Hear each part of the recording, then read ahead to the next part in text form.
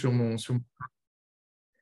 Allez, bonjour à tous. Merci d'être fidèles à ces réunions et merci à François Lins de s'être connecté pour nous présenter quelque chose. Alors, je ne sais pas si c'est vraiment nouveau, parce que moi, j'ai entendu parler du code BIM depuis une dizaine d'années, mais on ne l'a jamais utilisé. Donc, tu vas nous dire ce qu'on peut en faire en orthopédie. On t'écoute. Ok, merci à tout le monde. Merci au professeur Chiron, à David Ancelin de m'avoir invité. Ça me rappelle des bons souvenirs parce qu'ils m'ont très bien accueilli quand je suis arrivé à Toulouse il y a une dizaine d'années. Et à l'époque, j'étais déjà venu parler au desk, présenter ma thèse sur les sarcomes. Et voilà. Et donc, bon, depuis, le Covid est passé par là. Donc maintenant, c'est en visio. Donc je pense que c'est pas mal pour l'audience, on va dire, mais le côté de se retrouver au CHU, c'était sympa aussi. Voilà. Donc, le cone beam orthopédique en 2002, où en est-on? C'est une vaste question. Et on va essayer d'y répondre le plus simplement possible. Donc, je fais une déclaration de conflit d'intérêt comme il se doit. Au niveau industriel, donc je suis consultant pour les sociétés Orthonov, Curbeam et Newclip, et donc à noter par rapport à cette présentation, Curbeam est le fournisseur principal de cone beam aujourd'hui dans l'orthopédie.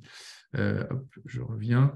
Au niveau des sociétés scientifiques, je fais partie du comité média à l'EFAS, direction des affaires réglementaires à la FCP, et je suis actuellement président de la Société internationale de ce qui peut se traduire par le cone beam orthopédique.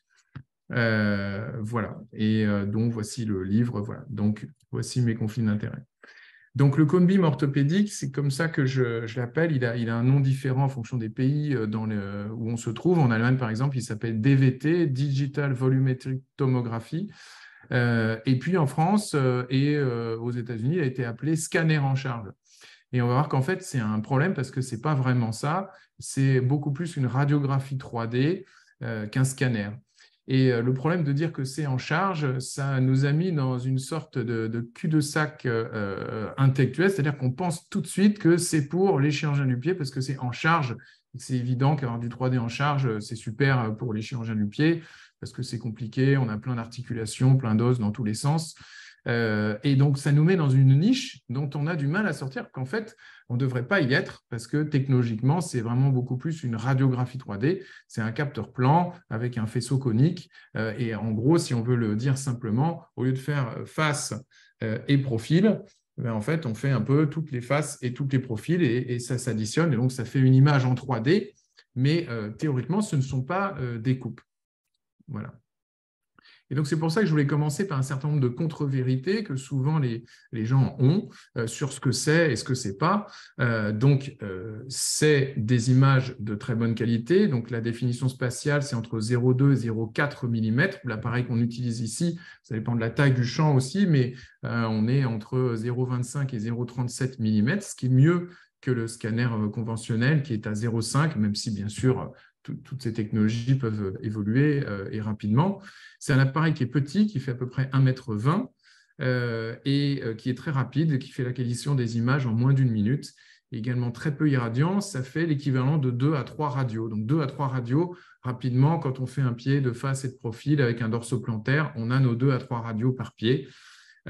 Pour le coup, par contre, ça prend plus un quart d'heure, 20 minutes, le temps d'installer, désinstaller le patient, de faire les clichés, etc.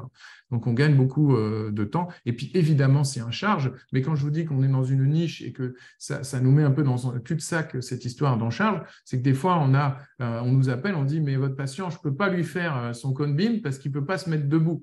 Oui, mais on peut lui faire assis aussi et c'est très bien comme ça. Par exemple, tous les contrôles de fractures, tous les diagnostics de fractures, de trauma, etc., on fait asseoir les patients dans l'appareil.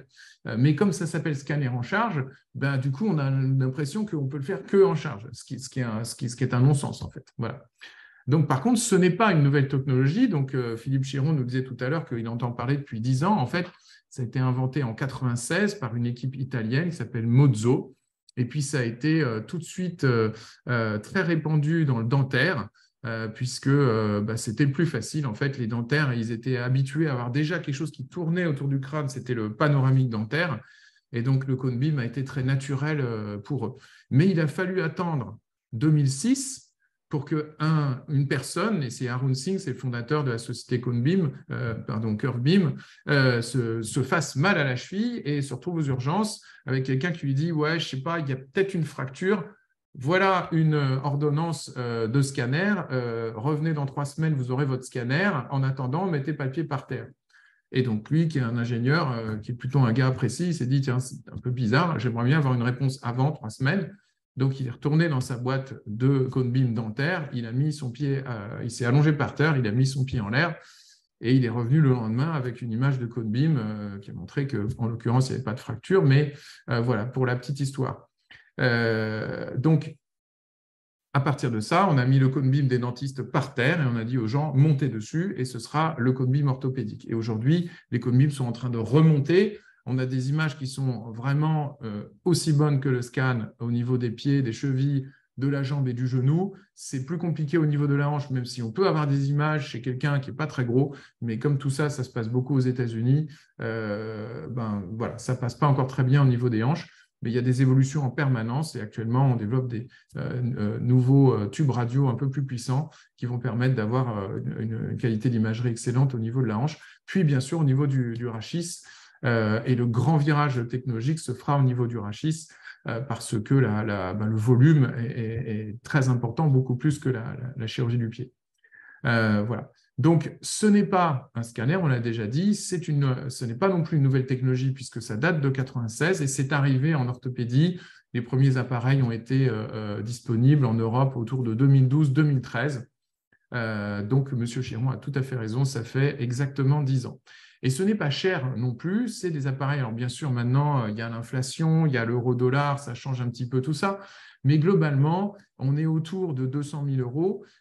C'est quand même moins cher qu'un scanner conventionnel. C'est effectivement un peu plus cher qu'une table radio, mais en termes d'économie des coûts de la santé au global, eh ben, on va avoir des circuits de prise en charge de patients beaucoup plus rapides, beaucoup plus efficaces. Je vais vous montrer ça. Il y a tout ce qu'on veut comme littérature là-dessus. Et donc, il y a une réelle économie au niveau du circuit patient. Donc voilà, donc au niveau techno, c'est une radio qui tourne, on l'a vu, je ne vais pas passer longtemps là-dessus. Au niveau dosimétrie, il y a également toute la littérature qu'il faut. Ça, c'est un appareil de Codebeam dentaire, donc vous voyez à peu près la taille que ça fait. Et voilà les images, et voilà ce qu'ils arrivent à faire aujourd'hui. Donc aujourd'hui, voilà, on fait des implants sur mesure, des guides chirurgicaux sur mesure. On peut éviter les structures anatomiques importantes. Voilà, je ne vous cite pas tous les avantages qui sont évidents, mais il faut se rappeler qu'ils venaient de là. Et que comme la 2D, c'est une image déformée, on n'a pas accès à toute cette technologie. On peut faire toute l'intelligence artificielle qu'on veut sur une radio comme ça n'est pas la réalité. Il y a des déformations, il y a des projections, et donc on n'a pas accès à tout ça si on reste sur cette technologie. Donc le 3D, c'est l'avenir. Voilà les appareils qui sont disponibles aujourd'hui. Alors celui-ci, Carestream, n'est plus disponible. Il a été retiré du marché. PlanMed est disponible. Ils sont en train de travailler sur un appareil corps entier. Et Curvebeam est déjà aussi sur l'appareil corps entier avec cet appareil qui remonte au niveau des hanches. Et le prochain est déjà en cours de conception. Il va remonter jusqu'en haut. Voilà. Celui qu'on a à la clinique de l'Union, c'est le PET4, donc qui est capable de montrer le pied, la cheville et une trentaine de centimètres de la jambe. Voilà.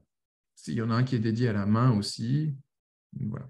Donc, au niveau orthopédique, nous, on part de ça. Donc, le pied, c'est compliqué. Moi, je suis spécialiste du pied, donc je parle de mon niveau d'hyper-spécialiste, mais on a plein d'os qui s'empilent les uns sur les autres et c'est compliqué à analyser. La main, c'est un petit peu pareil au niveau du poignet.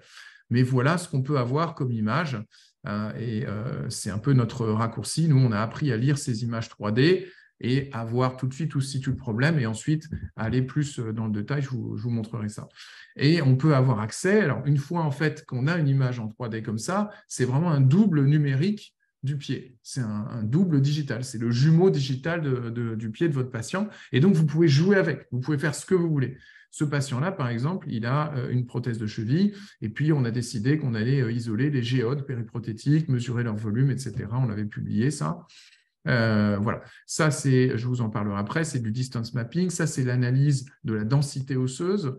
Ça, ici, je vais vous montrer tout ça en détail, ce sont des mesures automatiques des angles. Et donc, ça se présente comme ceci. Donc, vous voyez, vous avez les images, les 3 images MPR. Ça, ce sont des radios qui sont générées automatiquement parce qu'une fois qu'on a un double numérique du pied, on peut le radiographier et on peut faire toutes les mesures qu'on veut parce qu'il y a aussi une courbe d'apprentissage. Il faut quand même avoir des images qu'on connaît. Et vous voyez qu'on a des images en 3D autour desquelles on peut se balader comme ça. On peut remettre la peau par-dessus. On n'a pas besoin de faire de photos du coup en consultation, sauf si on a des lésions cutanées, on va dire, mais globalement, on peut enlever la peau. Et puis, bien sûr, toute cette techno va évoluer. J'ai coutume de dire que c'est un peu comme une Tesla. Elle est dans votre garage, puis le lendemain matin, elle accélère plus fort, elle consomme moins, elle a des nouvelles fonctions. Ça s'est passé dans la nuit parce qu'il y a un nouveau logiciel. Donc, le hardware va rester un peu le même, mais les logiciels vont évoluer et nous permettre de faire de plus en plus de choses. Donc voilà. Mais il y a une notion donc, de courbe d'apprentissage et aujourd'hui, on est un petit peu perdu dans la matrice avec nos anciens outils. Donc voilà, Keanu Reeves dans Matrice avec un sextant, il essaye de se repérer et il se rend compte rapidement que ce n'est pas comme ça qu'on se repère dans la matrice. Voilà. Donc, dans le cone beam, il y a un petit décalage au niveau de l'image. Là, je suis désolé. Voilà. Nous, on s'est retrouvés impliqués là-dedans parce qu'on s'est interrogé, et c'était mon travail de mémoire de fellowship en Angleterre. J'ai fait mon fellowship en pied à Bristol. Et donc, mon maître de stage là-bas avait l'intuition qu'il y aurait des scanners en charge, entre guillemets, un jour, et qu'il faudrait travailler sur l'alignement en 3D. Et donc, il a fallu s'interroger sur qu'est-ce que c'est l'alignement en 3D. Ben, en tout cas, ce n'est pas un angle, parce qu'un angle, c'est dans un plan, ce n'est pas dans un volume. Et donc, si on mesure quelque chose dans un plan, si on mesure un angle, eh ben, on perd beaucoup d'informations qui sont liées au volume. Donc, on ne pouvait plus avoir 3 points, il fallait avoir 4 points. Et donc, on a travaillé sur ce qui était fait déjà, l'angle de Salzmann, par exemple, qui lui avait dit que ce qu'il fallait faire, c'était un offset, donc un décalage, et voir le décalage entre la cheville ou le tibia et le calcanéum ou le point d'appui au sol du calcanéum. Et puis, il y avait un autre auteur qui s'appelait Philip Fizitkul, qui était de l'université d'Iowa aux États-Unis, et qui avait dit aussi que le tibia, ce n'était pas un bon point de repère parce qu'il pouvait être tordu, il pouvait y avoir un varus, un valgus au niveau du genou qui fausse les mesures et qu'il fallait non pas prendre la jambe comme point de repère pour mesurer l'alignement de l'arrière-pied, mais qu'il fallait prendre l'avant-pied. Et en fait, on a compris en lisant tout ça que ce qu'il fallait faire, c'était prendre un point de repère sur la surface d'appui au sol. Donc, on a pris le triangle ici, M1, M5, calcanéum, et ensuite mettre juste un point au centre de la cheville et regarder le décalage pied-cheville. Donc, le point F, c'est le centre du triangle du pied, et le point T, c'est au sommet du talus, c'est le centre de la cheville. Et donc là, on a un patient sur cet exemple, c'est un pied qui est plat avec un valgus, et donc on voit qu'il appuie, le poids du corps arrive par le centre de la cheville et la force de réaction au sol arrive par le point F. Il y a un décalage. Le point qui correspond à la cheville est en dehors du triangle et ce patient, on peut dire qu'il marche à côté de ses pompes. En tout cas, ici, on a un bras de levier qu'on peut calculer. C'est cette distance multipliée par le poids du patient et ça va entraîner une rupture plastique du tibial postérieur, etc., etc. Donc, la littérature suite à la description de cet outil a explosé. Ça, c'est notre papier en 2017 dans Foot and Call International. Et puis après, ça a été beaucoup repris. Il y a énormément de papiers publiés. Notamment, on peut relever un papier qu'on avait fait sur l'instabilité chronique de cheville. On est capable, au-delà de l'odds ratio, d'avoir un risque supérieur d'entorse de cheville quand on a un varus. Ce qui, en fait, pour nous, chirurgiens orthopédistes, est très intuitif, mais dans la littérature, ce n'était pas tant décrit que ça. Il y avait une publiée sur un scanner en charge simulée qui avait été rapportée. Et nous, on a été capable de décrire une relation mathématique entre le varus de l'arrière-pied et le risque d'instabilité chronique. Voilà. Un autre papier qui est intéressant, c'est un papier qui décrit la subluxation de la facette articulaire moyenne de la soutalienne dans le pied plat. Et ça, c'est intéressant parce que ça, c'est juste impossible à voir si on n'utilise pas un cone beam. Or, il se trouve que c'est le marqueur le plus précis pour cette pathologie qui est le pied plat acquis de l'adulte, qu'on appelle maintenant PCFD en anglais, donc Progressive Collapsing Foot Deformity, donc un effondrement progressif du pied. Et donc récemment, il y a eu une conférence de consensus qui a réuni les plus grands experts internationaux sur ce sujet. Et il y a eu un papier qui était dédié à l'intérêt du cone beam dans le pied plat et qui concluait qu'il fallait l'utiliser à chaque fois qu'il était disponible, et partout où il n'est pas disponible, il faut lutter pour qu'il soit disponible. Voilà. Donc ça, c'est le papier qu'on a fait nous avec les gens du CHU, avec le professeur Sens, avec Claire Ricard, qui était à l'époque interne dans le service. Donc à l'époque, on a eu nous l'appareil en 2016 et on a démarré cette étude en 2017. On a mis du temps à la terminer ensuite parce que c'était une étude prospective, il a fallu le CPP, c'était le tout début du GRPD, de la loi Jardé, etc. Et puis après, il y a eu le Covid, donc il fallait inclure des patients, ça a été long.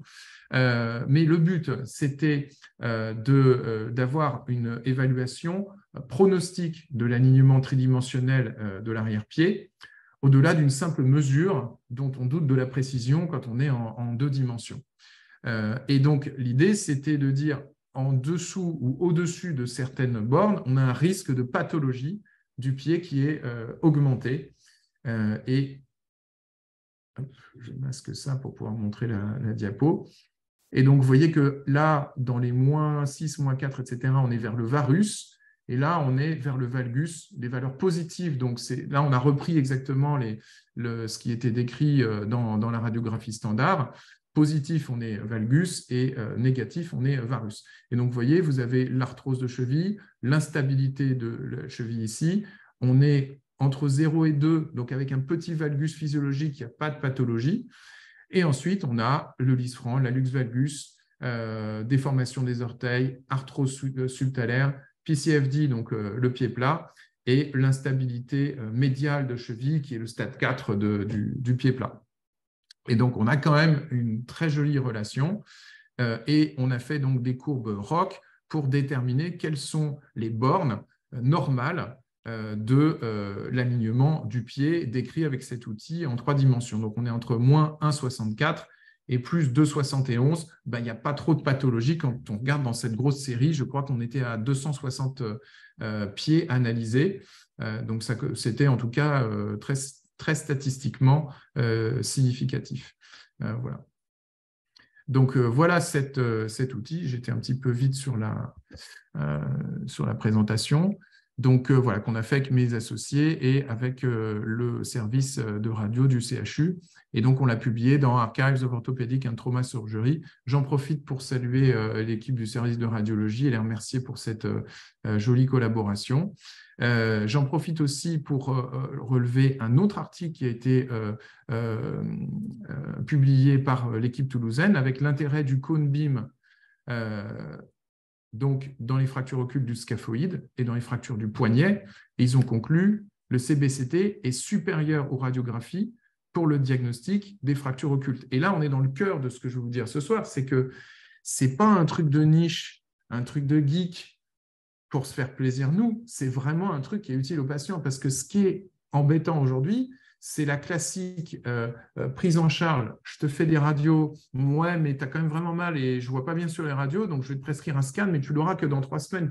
Pendant ce temps-là, soit tu as vraiment une fracture et tu n'es peut-être pas immobilisé comme il faut, soit tu n'as pas de fracture et on t'immobilise quand même parce qu'on en a peur que tu en aies une. Alors que là, on a la réponse tout de suite, avec beaucoup moins d'irradiation, avec beaucoup moins de coûts, et l'acquisition, je vous rappelle, c'est moins d'1 minute. Donc, on va voir, il y a d'autres littératures après. Mais c'est vraiment cette étude qui était, je crois que pour les besoins, vous avez pris un cone beam dentaire et les gens ont mis leur poignet dans le cone beam dentaire, donc c'était très intelligent. Il y a des cone beams dédiés à la main et aux membres supérieurs aujourd'hui. Et donc, c'est vraiment un très joli papier et il faut en parler, il faut le mettre en avant, ce papier. Donc, j'ai quelques cas cliniques, c'est des cas, on va dire, personnels, mais il y en a partout et il y a plein de littérature, on va continuer là-dessus. En traumato, et pour tout, en fait, c'est en première intention, c'est une radio 3D. On doit lutter aujourd'hui pour remplacer nos radios par des radios 3D. Voilà des patients. Donc, la radio initiale, c'est l'histoire classique. Moi, j'ai vu ce patient avec 2 mois de délai, avec un vrai Lisfranc, un patient pas immobilisé, avec un pied comme une patate, et j'en vois toutes les semaines. Et David et vous envoyez aussi toutes les semaines, et c'est très fréquent. Ça, c'était un patient. Voilà la radio. Alors, on voit, il y a un petit décroché, tout ça, hein, mais bon, voilà, ça n'a pas été vu. Et ça, c'était 3 semaines après. Donc, voilà. C'est juste des histoires de chasse, hein, mais il y a de la littérature. Et donc, le pionnier, celui qui a eu le premier, le Cone-Beam dans son service, c'était le professeur Martinus Richter en Allemagne, qui dit les 3 prochaines indications, c'est mes 3 prochains patients. Donc, retenez vraiment ça, c'est le message ce soir, c'est que le Cone-Beam, c'est la radio 3D, c'est la nouvelle génération. Nous, on a appris avec les radios en 2D. Eh ben, vous, aujourd'hui, les plus jeunes et ceux qui viendront après, ben, ils apprendront directement en 3D. Ils auront une autre vision et ça leur semblera complètement anormal de regarder des radios en 2D et d'avoir des patients qui patientent ensuite pour avoir un scanner conventionnel qui est en plus irradiant. Ensuite, les indications du scanner, quand même, il faut le dire, il en reste, parce que le problème, c'est qu'à ce moment-là, qu'est-ce qu'on fait d'un scanner? Bon, ben, déjà, il y a des listes d'attente, donc on diminue les listes d'attente. OK, mais le problème du Cone-Beam, c'est que c'est un examen qui est excellent pour l'os, mais qui est moins bon pour les parties molles. Pourquoi? Parce qu'il est moins puissant. S'il était aussi puissant que le scanner conventionnel, il serait aussi irradiant. Alors, il aurait quand même des avantages comme être en charge, mais il faut quand même voir qu'aujourd'hui, une ostéomyélite, une indication sur les parties molles, ostéomyélite, les tumeurs, ou alors la nécessité de faire un angioscan ou l'évaluation simultanée de parties molles ou chez un patient polytraumatisé à qui il faut scanner TAP ou quoi que ce soit, ce n'est pas encore une indication. Ça le sera peut-être, mais à ce moment-là, ça perdra de son intérêt d'être moins irradiant. Mais il y a déjà les constructeurs qui permettent d'allonger les patients pour avoir des outils qui sont hyper adaptés au service d'urgence. Donc vraiment, je continue là-dessus. Le désavantage aujourd'hui de la séquence radio-scan, c'est le patient qui l'appelle, c'est circuit patient. Il y a une dose de rayon qui n'est pas nécessaire pour faire le diagnostic. Le patient, quand on est en secondaire, il n'est pas en charge. Ça prend beaucoup de temps. Il y a des délais, donc il y a des patients en arrêt de travail. Il y a des délais de prise en charge. On ne commence pas la kiné aussitôt qu'on pourrait. On immobilise trop le patient ou inversement. Et puis, les problèmes de coût et d'accessibilité. On n'a pas, ça dépend des villes, bien sûr, hein, mais on n'a pas comme ça un scan quand on veut. Alors que le Cone-Beam, il est dans le service, il est accessible 24/24. En tout cas, nous, quand on l'a, il est dédié à notre articulation, donc il est hyper accessible. Martinus Richter, il a publié sur ses 5 premières années d'expérience sur 11 000 weight bearing CT, donc Cone-Beam réalisé sur des pieds à sa consultation en systématique. Il a fait une analyse en comparant ça par rapport à sa situation avant. Et donc, il montre qu'on économise 16 000 heures par an. Donc, aujourd'hui, où il y a des pénuries, par exemple, de manip radio, c'est quand même une solution. On gagne 50 € par patient et on diminue la dose de radiation de 10% par patient en moyenne. Voilà. Je passe ensuite. Voilà, donc ça, c'est un résumé du circuit patient. Je vais passer vite parce que je l'ai déjà dit. Anne Cotten a fait donc vous ne connaissez peut-être pas Anne Cotten, mais c'est une professeure de radiologie qui est au CHU de Lille, qui m'a donné mes cours de radio du pied dans le DU de chirurgie du pied, et qui a fait cette étude dans son service où elle a mis un Cone-Beam dans le service des urgences et regardez ce qu'elle trouve. Donc pareil, c'est 2 périodes. Avec 165 patients qui sont passés par le couple classique radio-scan, et puis donc le reste, voilà, plus de 200 patients passés par le scanner en charge. La dose a été diminuée de 35%, et le turnover, c'est-à-dire le temps que les gens passent aux urgences, alors avec la crise des urgences qu'on connaît aujourd'hui, si on mettait un Cone-Beam aux urgences, on gagne 15% de temps passé aux urgences, tout simplement parce qu'on n'a pas à faire les incidences obliques, les machins, tout ça, et ensuite, derrière, se rendre compte qu'on a besoin d'un scanner, ce qui arrive quand même dans un tiers des cas. Après, il y a plein de littérature sur le nombre de Lisfranc qu'on manque, 20%, 24% sur la radio, un tiers des cas.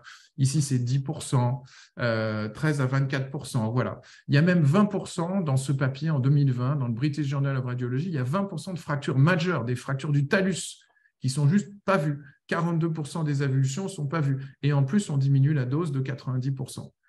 Donc, qu'est-ce qu'on attend? On va le voir un petit peu plus tard. Le côté qu'on aime bien, qui est cool, qui est sympa, parce qu'en orthopédie, on aime bien les jolis outils qui brillent bien et on est tous passionnés, enfin, on est souvent passionnés on est tous souvent un petit peu geek, passionnés d'informatique, etc. Bah, on a des outils qui sont plus sympas.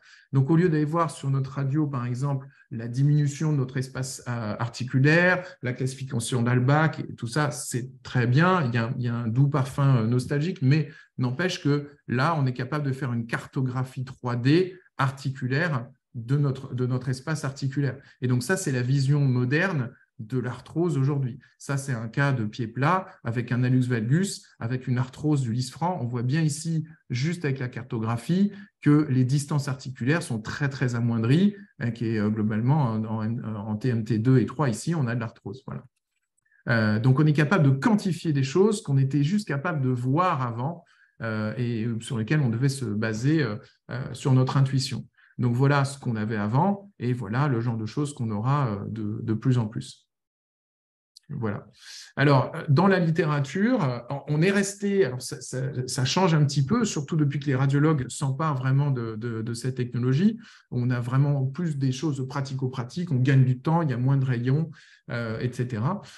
En tout cas, dans la littérature spécifique au pied, le numéro 1, c'est le pied plat, parce qu'on s'est dit, bah, où c'est intéressant la charge, c'est dans le pied plat. Donc ça, c'est le gros corpus de la littérature actuellement. Ensuite, il y a le premier rayon. Ben oui, le premier rayon, on peut vraiment analyser la première rayon. Est-ce que la subluxation des sésamoïdes, c'est quelque chose qui est important dans le résultat de nos hallux valgus? Et puis, bien sûr, la syndesmose tibiofibulaire distale, les entorses de la syndesmose tibiofibulaire distale, c'est très difficile à analyser. On vient de sortir un article dans un bouquin là-dessus. On est en train de participer aussi à une édition du Foot Ankle Clinics qui traite de la syndesmose. Donc tout ça, c'est pour l'année prochaine, mais c'est vraiment le cœur de la littérature qui se développe sur le code BIM en orthopédie. Mais nous, ce qu'on attend, et c'est encore notre message, c'est que allez-y, mais publiez sur le poignet, publiez sur le coude, publiez sur le genou, parce que les outils sont là, en fait. Et il n'y a aucune raison d'attendre. Il y en a peut-être une, mais on en reparlera. Voilà. Puis il y a cette conférence de consensus, donc c'est le papier que je vous citais tout à l'heure, de cette grosse conférence de consensus qui a été publiée il y a 2 ans. Ça, c'est l'essentiel de la littérature avec un gros du travail qui est fait par l'hôpital du Stanmore, donc qui sont ceux aussi qui ont fait les prothèses massives dans la chirurgie tumorale. Voilà, et qui ont décrit une classification weight-bearing CT de la subluxation des sésamoïdes dans l'hallux valgus. Voilà, un truc vraiment super intéressant, c'est que pourquoi c'est difficile d'analyser la syndesmose? Parce qu'on est là sur une radio à regarder des distances, mais en fonction de la rotation sur la radio, de l'incidence des rayons, on n'est pas sûr de ce qu'on mesure. Est-ce qu'on peut comparer au côté opposé ou pas? Ben, il y a eu des publics qui sont sortis qui ont commencé à regarder la surface entre la fibula et le tibia. Et puis ensuite, on a commencé à s'apercevoir qu'on pouvait mesurer le volume. Et quand on mesure le volume, là, on est très, très, très, très, très précis. C'est-à-dire on est inframillimétrique quand on revient aux distances sur les différences statistiquement significatives qu'on peut analyser entre un côté et l'autre. Et donc, on est vraiment capable de faire ces diagnostics maintenant. On peut utiliser de l'intelligence artificielle pour faire des mesures automatiquement. Donc là, on gagne du temps. On passe le patient dans la machine. 2 minutes plus tard, les images sont sur le serveur. Et 5 minutes plus tard, les mesures sont faites toutes seules. Alors, par contre, là, il y a une barrière, c'est l'intelligence artificielle. Actuellement, c'est un peu comme un bébé qui est en train de se développer. Ben, ça ne marche pas tout le temps. Quand il y a du métal, ça ne marche pas bien. C'est ce qu'on avait relevé dans ce papier. Mais ça s'améliore de plus en plus. Et dans quelques années, comme aujourd'hui, dans les scanners du thorax ou les mammographies, les logiciels d'IA sont très, très performants. Donc voilà, donc ça donne des images comme ça, ou par exemple, je crois qu'il faut que j'accélère parce qu'il me manque du temps. Vous voyez toutes les mesures automatiques. Ça, c'est un cas clinique. Vous voyez un pied plat post-traumatique. On ne comprend pas très bien ce qui se passe. On fait un cone beam. Alors ça, c'était le pré-op et le post-op. Vous voyez le pré-op. Non, ça, c'est le comparatif côté droit par rapport au côté gauche. Voilà, c'est ça. C'est un patient jeune qui a déjà un pied un petit peu plat, un foot ankle offset un petit peu augmenté. Mais complètement pathologique de ce côté-là, avec le petit point du talus complètement à l'extérieur du pied, donc il marche à côté de ses pompes. Et on voit qu'il avait été ostéosynthésé par une seule broche. Donc là, c'est les cours du desk. Les gars, une broche dans une fibula, ça tourne, Et ce n'est pas une bonne ostéosynthèse, sauf quand c'est une fracture ouverte et qu'on ne peut pas faire autrement, bien sûr. Il y avait des petits signes en charge. On voit qu'il y a un effondrement du sinus du tarse ici. Et puis, bon, je vous ai fait voilà, une petite vidéo. Je vais passer vite parce que c'était pour vous montrer l'aspect extérieur du pied avec les griffes d'orteil, un valgus exagéré, une contracture des fibulaires ici. En fait, il avait aussi une luxation des fibulaires, et puis des mesures qui sont complètement pathologiques sur l'angle de Méhari, le Saltzman, voilà, et qui ont été faites automatiquement et en 5 minutes. Et ce qui est génial, c'est le morphing. C'est une vidéo en fait, qui fait un morphing entre le côté sain et le côté pathologique. Et vous voyez que ça, pour nous chirurgiens, ça nous permet de visualiser la déformation. Et on voit vraiment, alors à force de l'utiliser, on voit l'avantage que ça nous procure parce que quand on est en pérope, on sait dans quel sens va notre correction également.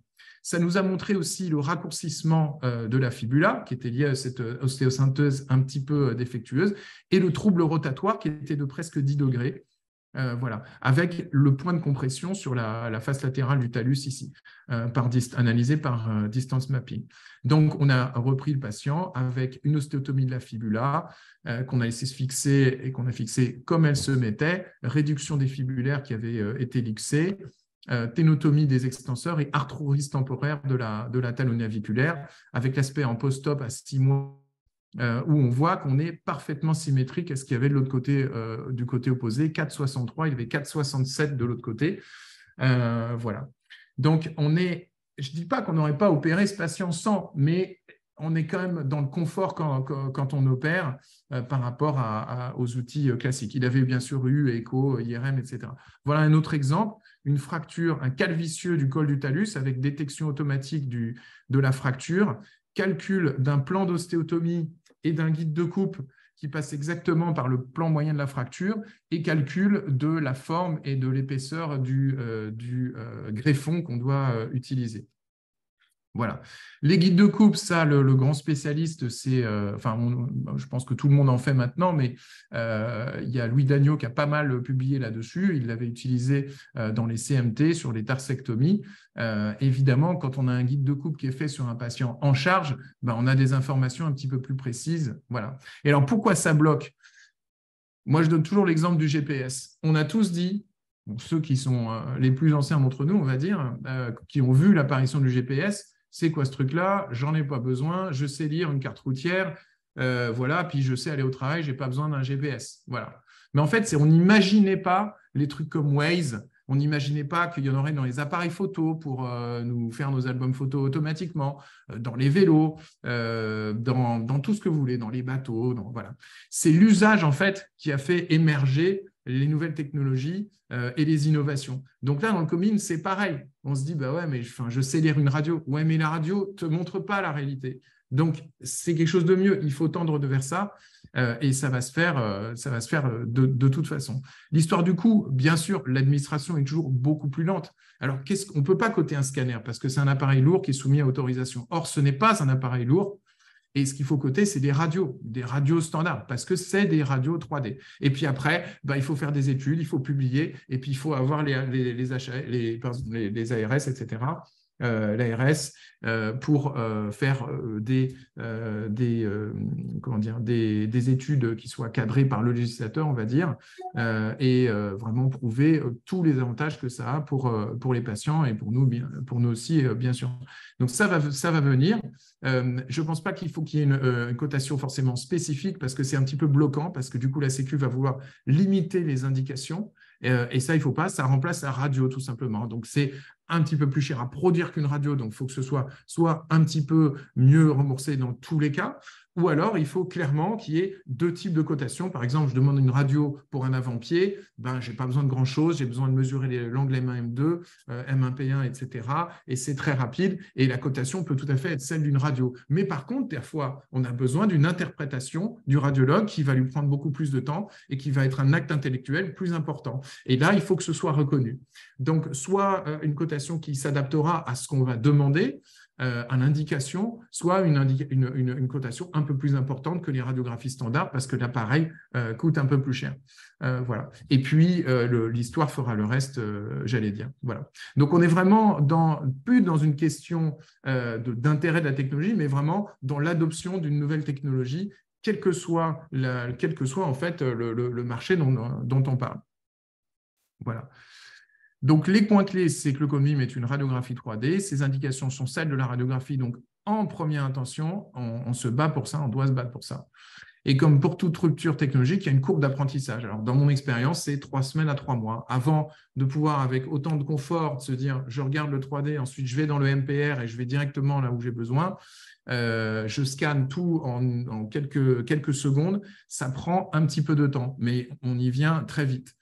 Voilà. Et puis, les mesures 3D relèvent d'une analyse informatique en voie d'automatisation, c'est-à-dire qu'il faut travailler avec les informaticiens, il faut travailler avec les radiologues, parce qu'on rappelle, c'est comme un acte radiologique, ça ne se fera pas sans les radiologues, il faut travailler tous ensemble pour avancer dans l'intérêt de nos patients. Voilà. Et je vous remercie, je suis désolé, j'ai dépassé un tout petit peu. Merci François. Avec plaisir. Allez, vas-y, David, tu vas diriger cette discussion et merci pour cette belle présentation alléchante. Oui, effectivement, c'est vrai qu'on en entend parler depuis des années du CONBIM, ça donne envie d'en avoir un. Je ne vais pas revenir sur tous les travaux que tu as exposés et qui montrent vraiment l'intérêt de cet outil. Et puis, il y a plein d'intérêts à venir. C'est vrai que la Syndesmos, j'ai vu que tu as communiqué là-dessus à la Global Conference, il me semble. Oui, c'est ça. Ouais. Et c'est vraiment des sujets, effectivement, qui sont difficiles de diagnostic. Hein. Et ici, ça nous simplifie les choses.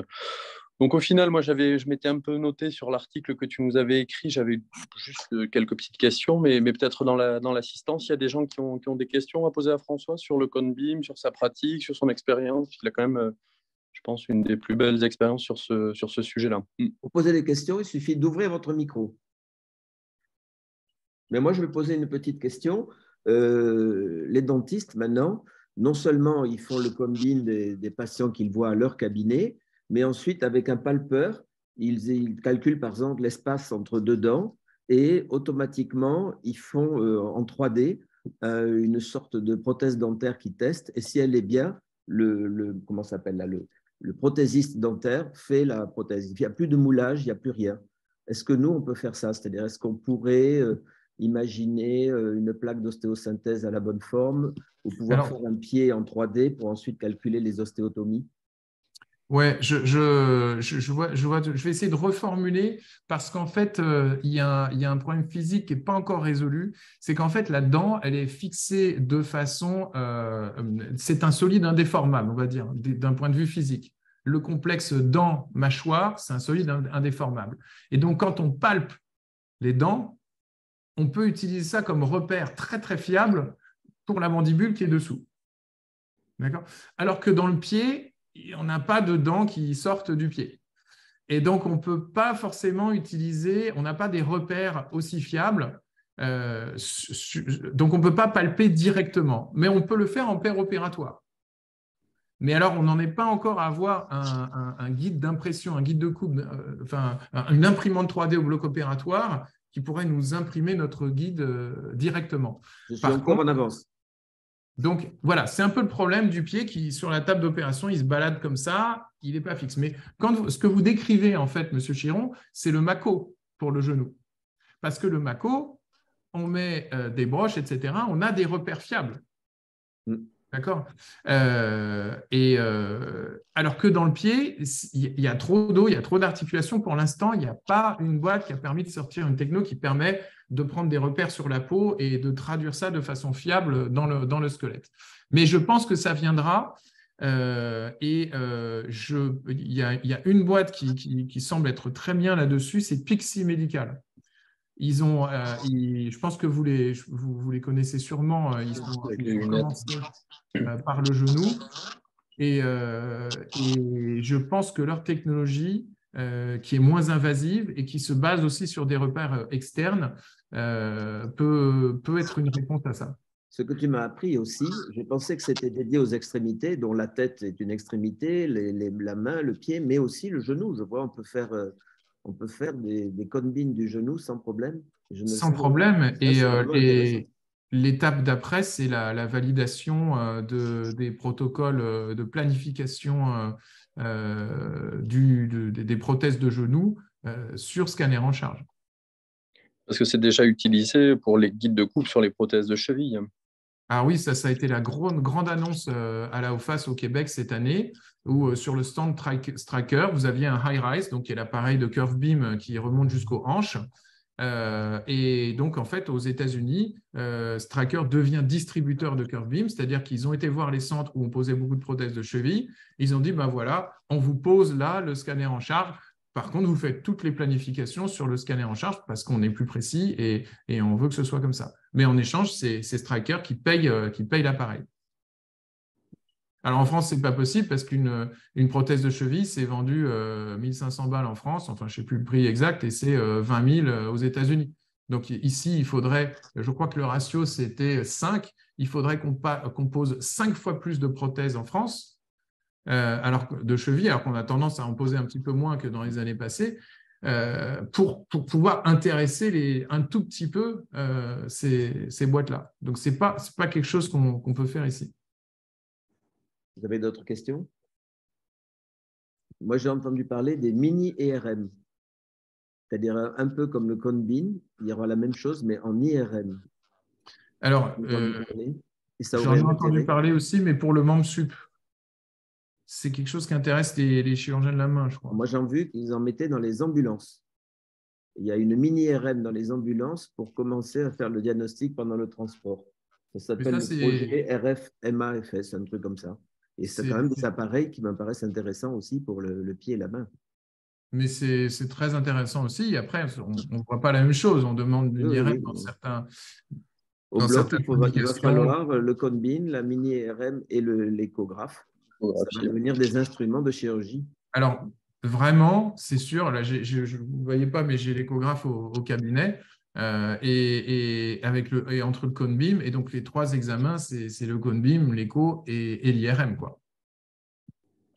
Et tes radiologues, comment ils ont vu ça au départ, le fait que tu aies ton propre Conbim et que tu les sollicites moins? Alors, ce n'est pas mon Conbim. Hein, non. Vraiment, la mentalité ici, c'est qu'on travaille main dans la main avec les radiologues. On l'a fait avec Gérard Richardi. L'échographe, je l'ai, mais c'est pour moi, je ne le facture pas aux patients et c'est à mettre dans mon suivi. Mais quand j'ai une échographie diagnostique à demander, je la demande aux radiologues. C'est leur métier à eux, ce n'est pas mon métier à moi. Oui, tu prolonges ton examen clinique, quoi. Voilà, ça prolonge, c'est mon stéthoscope d'orthopédiste, quoi. Et le Conbim, et pour moi, il ne faut pas que ce soit autrement. C'est un examen radiologique, c'est du domaine de la radiologie, et c'est aux radiologues à prendre en main cette technologie. Le problème qu'on a un petit peu, c'est qu'en dentaire, ben, ils n'ont pas été suffisamment réactifs suffisamment vite, et puis les dentistes ont fait hop, on récupère. Sauf que nous, on ne peut pas faire ça, parce que les dentistes, il y a une partie qui est hors forfait sécu, on va dire, hein, qui est tout ce qui est implantologie, etc. Et donc, en fait, ils sont assez riches avec ça pour pouvoir acheter leurs propres appareils de Conbim. Et en plus, ils le facturent 300 balles au patient, et le patient ne dit absolument rien, parce que chez le dentiste, il s'attend à payer. Et il trouve ça normal que ce ne soit pas remboursé. Mais donc, du coup, la technologie a un peu échappé aux radiologues. Mais nous, on ne peut pas faire ça. On n'a pas les moyens de faire ça et on a vraiment besoin de travailler main dans la main avec les radiologues pour le faire. Mais c'est vrai qu'il faut voir aussi les contraintes énormes auxquelles sont soumis les radiologues. Aujourd'hui, c'est un poste de dépense énorme pour la sécurité sociale. Ils sont sous les feux de la rampe en permanence. À chaque fois qu'il y a une refonte de la CCM, ils s'en prennent plein la tête. C'est encore le cas en ce moment. Donc, il faut vraiment les soutenir. Et du coup, ça permet aussi, parce qu'ils le connaissent très bien, les avantages du Conbim, mais il faut aussi se mettre à leur place. Ils ont investi, ils ont des appareils qui sont à jour, des tables radio. Il faut tout revoir. Il faut revoir le circuit patient, il faut revoir les indications de scan, etc. Donc, pour eux, c'est un énorme boulot. Il y a des intelligences artificielles qui arrivent. Il y a les pénuries de manip radio. Enfin, ils ont quand même des choses à faire en ce moment qui sont très, très lourdes pour eux. Il y a la concentration aussi des groupes de radiologie dans le privé, avec une grosse pression des groupes style, toujours pareil, Vivalto, Elsan, etc., Ramsay, pour les accueillir.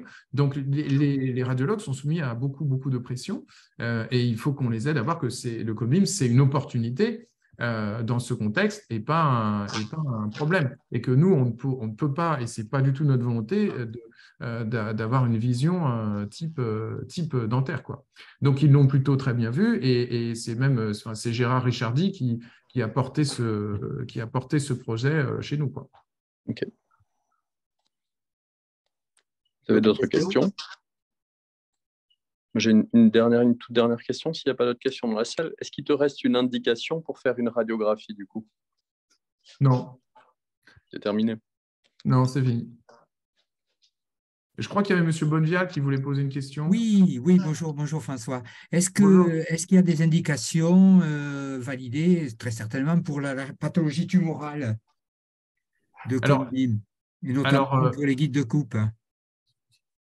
Pour les guides de coupe, oui, certainement. Et dans le pied, en tout cas, oui. Puis comme l'appareil normalement, d'ici 1 an, les appareils feront des bonnes images sur le bassin. Donc ça, ce sera vraiment très, très sympa.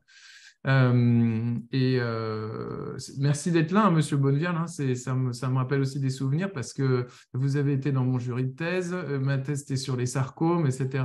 C'était avec François Gouin, donc ça nous ramène quelques années en arrière. Bon, mais oui, alors par contre, je disais, le tumoral purement osseux, certainement. Mais dès que ça déborde dans les parties molles, on est quand même moins puissant, moins précis sur les parties molles. Donc, je pense qu'il y a quand même des indications de scan.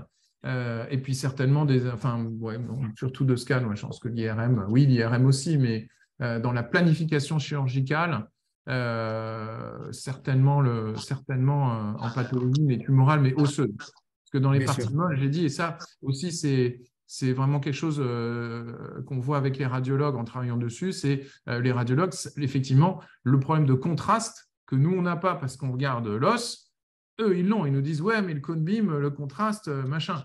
Mais souvent, il y a un double discours. On me dit, ouais, la définition, la qualité de l'image est moins bonne. Mais la qualité de l'image, c'est la taille des voxels et c'est 0,25, 0,27, 0,32. C'est meilleur que le scan, en fait. Donc, on ne parle pas de la même chose. On parle de la définition de contraste. Il y a moins de contraste et effectivement, dans les parties molles, c'est un problème.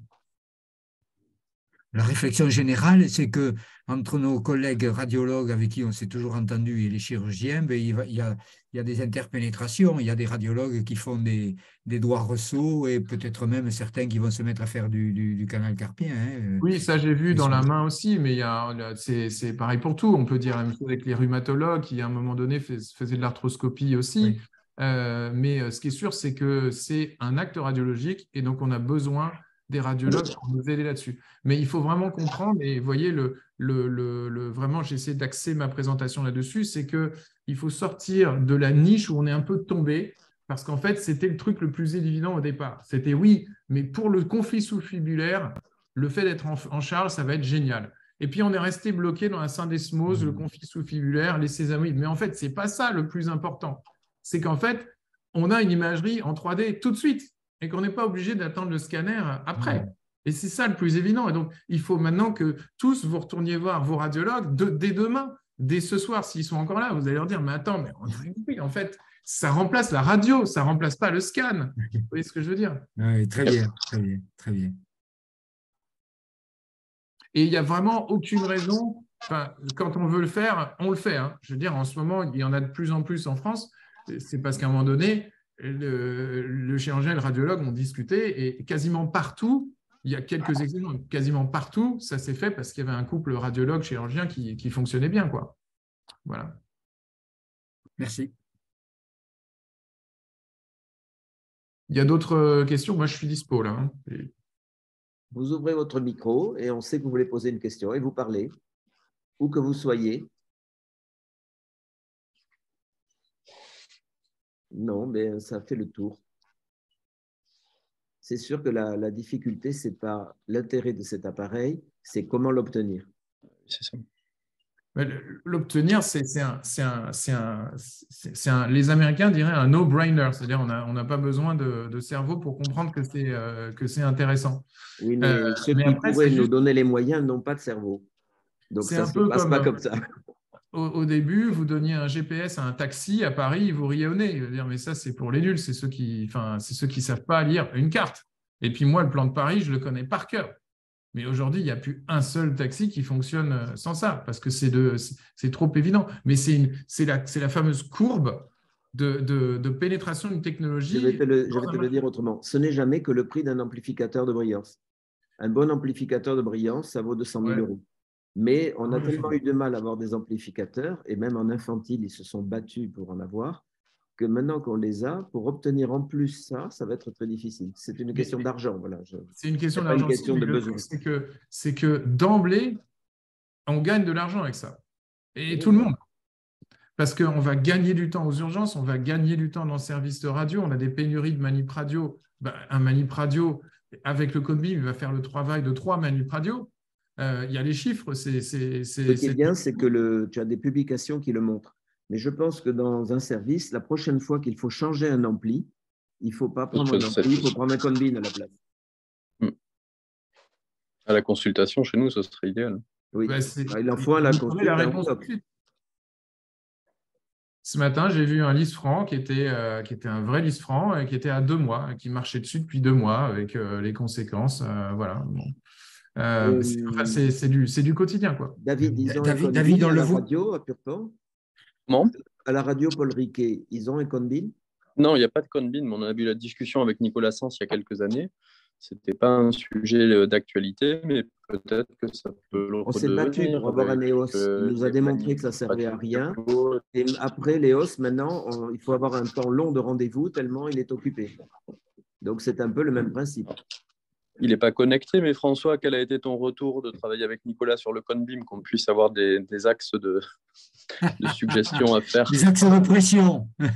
C'est un chef de service, hein, c'est quelqu'un qui est très occupé, donc je n'ai pas eu trop l'occasion, même s'il m'a gentiment reçu dans son bureau et ça s'est très bien passé, il a tout à fait soutenu le projet.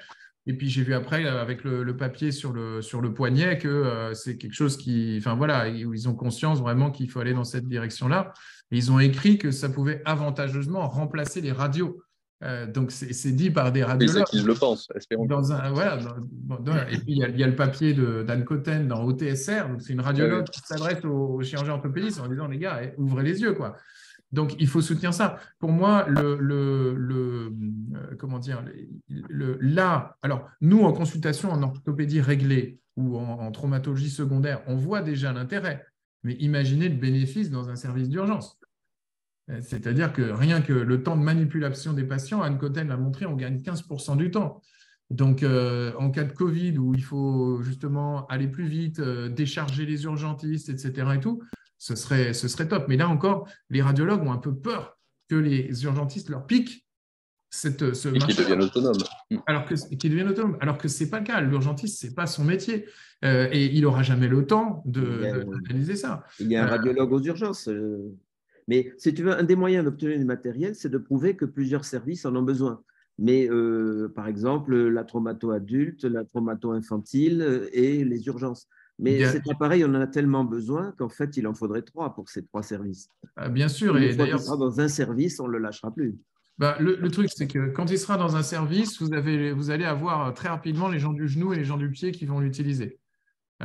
Vous allez avoir les gens du poignet, du coude qui vont l'utiliser et qui auront des images excellentes. Et puis rapidement, il y aura ceux de la hanche aussi qui vont l'utiliser. Et David, il sera ultra frustré parce qu'il ne pourra plus passer ses patients pour le pied. Ou vraiment, lui, il a la plus-value en plus pour ses diagnostics un peu sioux d'avoir le truc en charge. Et il sera bloqué. Donc là, il en faudra un pour le pied et la cheville. Et dis-moi, le logiciel qui fait tous les calculs, là, il est il est vendu avec l'appareil ou c'est un achat supplémentaire? Alors non, à terme, ce sera un peu comme une Tesla ou un smartphone, c'est-à-dire qu'il y aura un cloud avec des applications de plusieurs fabricants et vous pourrez choisir le logiciel que vous souhaitez. Tu sais, quand on a fait de la navigation avec Paul, là, on a commencé vers l'an 2000, on a acheté plusieurs appareils, mais ensuite, chaque fois qu'on a voulu les upgrader, ils nous demandaient 50 000 euros. ce qu'on n'arrivait pas à obtenir. C'est-à-dire, est-ce que c'est payant? Non, alors oui, là, c'est un intermédiaire extérieur, mais je sais que Curvim développe sa propre intelligence artificielle pour faire les mesures, au moins les mesures. Voilà. Oui. Mais après, leur métier, c'est quand même de fabriquer des machines. Et donc, je vois mal comment ils pourront être très, très créatifs sur les images que je vous ai montrées, le distance mapping, etc. Parce que ça va évoluer. C'est des applications annexes, en fait, qui vont se… Voilà. Et celui que j'utilise le plus, moi, c'est un logiciel qui s'appelle Disior et qui fait la segmentation automatique en 5 minutes. Enfin semi-automatique, parce qu'il faut cliquer sur les zones d'intérêt. Je veux savoir M1, M2, M1, P1. Il faut que je clique sur M1, M2 et P1. Et ensuite, il me fait la segmentation. La segmentation, c'est très important parce que sinon, le cerveau de l'ordinateur, il voit juste un bloc de voxels, donc des petits points avec des densités différentes. Mais il ne sait pas à quoi ça correspond. Pour lui, tout ça, c'est continu. Et donc, on a besoin de quelque chose qui segmente, qui lui dise le tibia s'arrête là, la fibula commence là. Et tout ça dans le volume. Et si on le fait à la main, ça prend une demi-heure pour l'arrière-pied et 2 heures pour un pied complet. Donc, c'est bien pour la recherche, mais en pratique clinique, on a besoin de ces logiciels. Donc, Disior, c'est une licence. Je crois que ça coûte 2 000 ou 3 000 euros par an pour pouvoir l'utiliser au quotidien. Et il y a un pont, enfin, voilà, il y a un plugin, ou je ne sais pas exactement comment ça fonctionne au niveau informatique, entre Disior et CubeView, qui est le logiciel du PET-4. D'autres questions? Bon, on s'arrête là. Écoute, ce n'est pas une question, c'est un petit clin d'œil à David. Je lui rappelle qu'à 17h, il n'y a plus de radiologue à la consultation, il n'y a plus de manipulateur radio à la consultation, alors que toi, tu finis ta consultation à 19h. Alors, et ça, c'est encore un avantage, c'est qu'effectivement, à partir du moment où dans le service, il y a quelqu'un qui est PCR, donc personne compétent en radioprotection, que c'est validé par les radiologues et qu'en dehors de leurs horaires, ils sont OK pour que tu appuies sur le bouton, tu mets le patient à la machine, tu appuies sur le gros bouton rouge et 2 minutes après, tu as les images. Donc, ça peut être utile en garde, etc. Et moi, je me rappelle à Nantes, à l'époque, il y avait Guillaume Gadbled alors, Guillaume, il était très curieux, et il est toujours d'ailleurs, et il avait dit, il y a un cone beam maintenant dans le service de Maxillo. Et donc, la nuit, il poussait ses patients, il mettait le brancard sous l'appareil et il mettait le pied en l'air. Et on avait les scans pour nos calcas et nos fractures du talus dans l'heure, alors que sinon, il y avait 3, 4, 5 jours d'attente, parfois plus, pour avoir… voilà.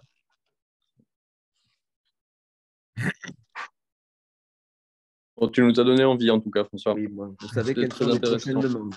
Un cone beam et 1 ou 2 ou 3 échographes. Un cone beam, sinon rien. Voilà. Surtout cone beam, ça fait toulousain quand même, si c'était à l'envers. Bon, sur cette grande réflexion… On vous laisse réfléchir à ça. On te remercie vraiment beaucoup. C'était très intéressant et ça nous a donné envie, c'est ce que je disais au début. Et tu as raison, c'est dommage de se passer de ça alors que c'est vraiment les techniques d'aujourd'hui. Et certainement, celui qui se mettra au point aujourd'hui comprendra ce qui va se passer ensuite. Sinon, on sera en retard. C'est comme l'informatique, il faut s'y mettre un jour, même si elle n'est pas tout à fait au point, parce qu'après, on n'est pas dans le coup. C'est avec plaisir et n'hésitez pas à venir je vous montrerai comment on l'utilise aussi en pratique. Un cone beam, il y en a en ORL, c'est-à-dire qu'on peut le voir aussi, mais si tu veux, on ne peut pas le déplacer, on ne peut pas le leur piquer. Oui, mais c'est ce qu'il faut vraiment voir, c'est le circuit patient, en fait, à quel point il est raccourci avec ce truc. Et à quel point on a toutes les réponses quand on veut. Mais on a enregistré ta conférence, on pourra déjà la leur montrer. C'est une très bonne idée et on est tout à fait dispo pour accueillir qui vous voulez et aller en parler. Le fait de dire que ça sert à la chirurgie de la main, chirurgie du pied et du genou, ça fait déjà, ce n'est pas un truc très précis uniquement pour le bout des orteils. Voilà, mais c'est exactement ça, c'est de la radio en 3D. Et si dans le service, on fait la somme des malades correspondant à la main, au pied et au genou, c'est une énorme quantité de malades. Et oui. Et c'est une énorme quantité de temps économisé aussi. Parce que nous, on voit le temps qu'on perd parce qu'on se dit, ce patient-là, j'aurai la réponse dans 2 ou 3 semaines, ou même dans 10 jours, ou même dans 2 jours, on s'en fout. Là, j'ai la réponse tout de suite, en fait. Le patient, lui, il est en arrêt de travail et il se tape un plâtre pendant ce temps-là, avec les anticoagulants, avec les risques qui sont associés à ça. Et voilà. Et puis toi, tu le vois 2 fois en consultation, tu perds du temps aussi. Oui, oui. Ah ouais, tu perds exactement, ça c'est sûr. Autant être utile une bonne fois pour toutes aux patients et orienter les choses correctement, quoi. On est tous d'accord, mais il faudrait que ceux qui sont au génie biologique, et pas biologique, au génie médical et qui nous attribuent les appareils le pensent aussi. Mais ça, il faut leur expliquer parce que à l'époque, vous alliez voir le patron d'une société de taxi en lui expliquant Oui, il y a le GPS. on te Il croit. vous disait, mais c'est On l'a bon, compris, ils sont mais formés. Enfin voilà, je sais pas combien ça coûte. Ah, ça coûte plus cher que il faut dire. Ok, c'est bon. avec Paul, on a tous les deux été chefs de service. On sait ce que c'est que de demander du matériel. C'est très dur. Mais on y arrivera parce que quand on est motivé, on peut y arriver. Écoute, on te dit au revoir, on te remercie beaucoup. Au revoir à tous. Je vous rappelle qu'on peut le revoir en replay. Si ça vous a plu, conseillez à vos collègues de le voir aussi. Et au revoir. Merci Au revoir, bonne beaucoup. soirée. À bientôt. Salut. Au revoir.